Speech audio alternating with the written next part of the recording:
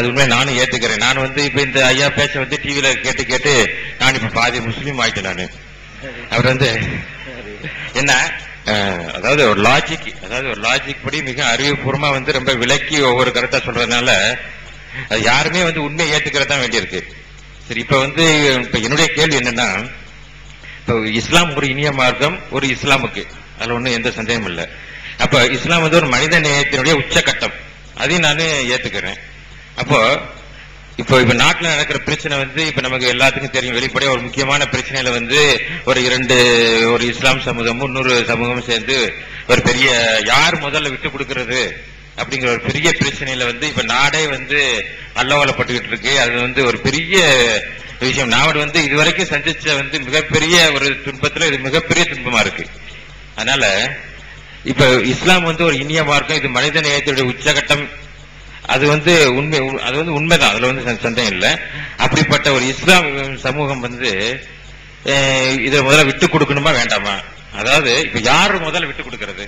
அதுக்கு இப்ப ஒரு வீட்டுல இப்ப 4 அண்ணன் தம்பி இருந்தாங்களோ, யாரு பக்குவப்பட்டவங்களோ, யாரு முதிர்ச்சி அடைஞ்சவங்களோ, யாரு அனுபவத்துல சிறந்து விளங்குறாங்களோ அவங்கதான் ஒரு கடைசி பையனுக்கோ இல்லாட்டி ஒரு ஒண்ணு மரியாதை தம்பியோ ஒரு குற்றம் செஞ்சுட்டா பொறுத்துக்க வேண்டிய அவசியம் அந்த பக்குவப்பட்ட ஒரு மூத்த குடும்ப உறுப்பினருக்கு தான் உண்டு.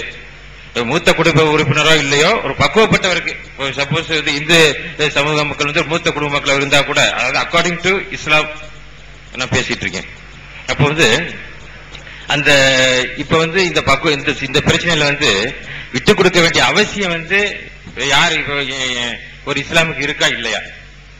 அதான் என்னுடைய கேள்வி. அதாவது அழகான ஒரு கேள்வி கேட்கிறாங்க. பாபர் மசூதியுடைய பிரச்சனையை தான் கேட்கிறாங்க. இந்த பாபர் மசூதி பிரச்சனை யாருக்குரியதுன்ற ஒரு விவகாரம் இருந்துகிட்டு இருக்கு. அந்த விவகாரத்துல பேசாம முஸ்லிம்கள் நீங்க பண்பட்ட ஒரு மார்க்கத்தில் இருக்கிறீங்க, நல்ல மார்க்கத்தில் இருக்கிறீங்க, பிரச்சனையை தவிர்ப்பதற்காக வேண்டி விட்டு கொடுத்துடலாமே, விட்டு கொடுத்தா பிரச்சனை இருக்காதுங்கிறத ஒரு அழகான ஒதுப்பு சொன்னாங்க. இஸ்லாத்தை பொறுத்த வரைக்கும் அது ஒரு நிலைப்பாட மனித குலத்துக்கு சொல்லுது. என்ன சொல்லுதுன்னு கேட்டா, பாபர் மசூதியை விட்டுறணும். பாபர் மசூதிக்கு மட்டும் சொல்லல, இது என்னுடைய வீடு, எனக்கு சொந்தமான வீடு. பக்கத்து வீட்டுல இருக்கிற ஒருத்தர் என் வீட்டை அபகரிச்சுக்கிறார். என் வீட்டுல ஒரு ஜான அல்ல ஒரு பகுதியை அபகரிச்சுக்கிறார். இஸ்லாம் எனக்கு என்ன சொல்லுதுன்னு கேட்டா, அதை அந்த போக்கை நீ ஆதரிக்காத, இதை நீ கட்டுப்பட்டு போனேன்னா ஒவ்வொரு வீட்டையா ஆக்கிரமிச்சிட்டு இருப்பாங்க.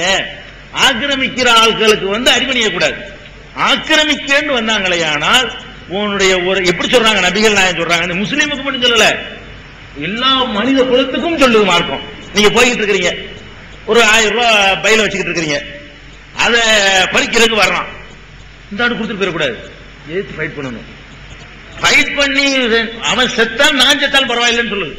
இப்படி ஒரு 4 பேர் உண்டாயிட்டார்களே, ஆனால் குற்றம் செய்பவர்களுடைய அந்த எண்ணிக்கை குறைஞ்சிருக்கும்.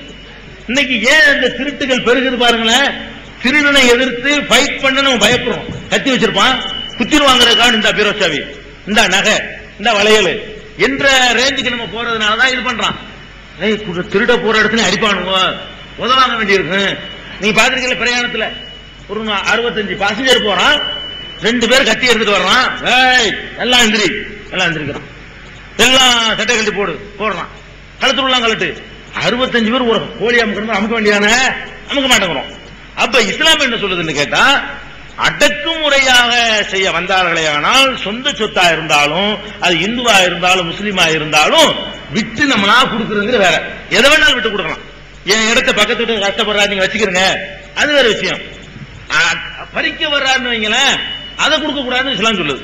இது இஸ்லாத்தினுடைய அடிப்படையான வீடு, வாசல், சொத்து, சுகம் எல்லாத்துக்குள்ள கோட்பாடு. அதை விட நம்ம பார்க்க வேண்டியது தெரியுமா, நாம் ஒரு நாட்டில் வாழுகிறோம், நம்ம ஒரு நாட்டில் வாழ்றோம். எந்த நாட்டில் வாழ்றோமோ அந்த நாட்டுக்கு என்று ஒரு சட்டம் இருக்கிறது. அந்த சட்டத்தின்படி தீர்த்துக் கொள்வதற்கு 1000 வழிமுறைகள் இருக்குது. அந்த சட்டத்துக்கு எல்லாரும் கட்டுப்படுவோங்கிற ஒரு மனநிலை வந்துட்டா பிரச்சனை தீந்துருமா இல்லையா? உடனே தீந்துரும். ஒரு நிமிஷம் ஒரு விவகாரமே இல்லை. இப்ப பாபர் மசூதி சம்பந்தமாக நீதிமன்றத்தில் வழக்கு இருக்குது. ஒரு இஸ்லாமிய ஆட்சி ஒண்ணு நடக்கல, மதச்சார்பற்ற ஆட்சி தான் நடக்குது. அப்ப அந்த சட்டத்தை அடிப்படையாக கொண்ட நீதிபதிகள் தான் சீட்ல உட்கார்ந்து இருக்க போறாங்க. அந்த நீதிபதிகள் இந்த நாட்டின் சட்டப்படி விசாரித்து அது உங்களுக்கு உள்ளது இல்லைன்னு சொன்னால் நாங்கள் விட்டு கொடுக்க தயார், நாங்க உடனே கட்டுப்படுவோம் என்று பாபர் மசூதி கமிட்டிக்காரங்க சொல்லிட்டாங்க. விட்டு கொடுத்துட்டாங்க. என்ன விட்டு கொடுக்குறாங்க? எங்களுக்கு உள்ளது இல்லைன்னு சொல்லிருங்க, பிரச்சனை கலப்ப மாட்டோம், 400 வருஷமா வச்சிருந்தோம் பேச மாட்டோம், நீதிமன்றம் அதை சொல்லட்டும் எஸ்ங்கிறாங்க. முடிஞ்சு போச்சா? இன்னொரு தரப்பு என்ன சொல்றாங்கன்னா, நீதிமன்றம் சொன்னாலும் கேட்க முடியாது, நாங்க நினைக்கிறது தான் நீதிமன்றம் சொல்லணும். இப்படி ஒரு போக்கு எங்க ஒன்றை விட நீங்க பார்க்கணும். நீங்க இதை நீங்க லேசா விட்டு கொடுத்தல் என்று எடுத்துக்கொண்டீர்களேயானால், நம்ம நினைத்தோமையானால் நீதிமன்றத்தை மீறி ஒரு 1000 பேர் சேர்ந்தா என்ன வேணாலும் செய்யலாம் என்ற ஒரு பாடத்தை உலகத்துக்கு கொடுக்குமா கொடுக்காத? நிறைய தப்புகள் செய்ய தூண்டாது. நம்ம கூட்டம் சேர்ந்தோம்னா கோர்ட்லாம் ஒண்ணும் செய்யாதுடா, கூட்டம் சேர்ந்தோம்னா சட்டமா ஒண்ணும் செய்யாது என்ற எண்ணம் நாட்டுக்கு உருவானால் அது நன்மை பயக்குமா? ஒண்ணு வேணாம நீதிமன்றத்துக்கு கட்டுப்பட்டு அது விட்டு கொடுத்தல் தானே. முஸ்லீம்கள் அப்ப சொல்றாங்க, இடிக்க முந்தின்னு சொன்னாங்க, இடிச்ச பிறகு சொன்னாங்க, இந்தாங்க பாபர் இடிச்சுட்டானா கட்டிட்டானா, அது பொய் தான் நீங்க சொல்றீங்க, உண்மைன்னு வச்சுக்கிறோம். கோர்ட்டு சொல்லிட்டாங்க, கோர்ட்டு சொல்லட்டும்பா, கோர்ட்டுல அவங்க அப்படி சொன்னா நான் கொடுத்துறோம். இதை அப்போ இப்போ சொல்றோமா இல்லையா? அப்ப விட்டு கொடுத்தல் முஸ்லீம் சைடுல இருக்கத்தான் செய்யுது. இப்போ விட்டு கொடுப்பாங்க. முஸ்லீம் சைடுனா பாபர் மசூதி கமிட்டி தான். பாபர் மசூதிக்கு என்று ஒரு கமிட்டி இருக்கிறது, அந்த வழக்கம் அவங்க நடத்திக்கிட்டு இருக்கிறாங்க.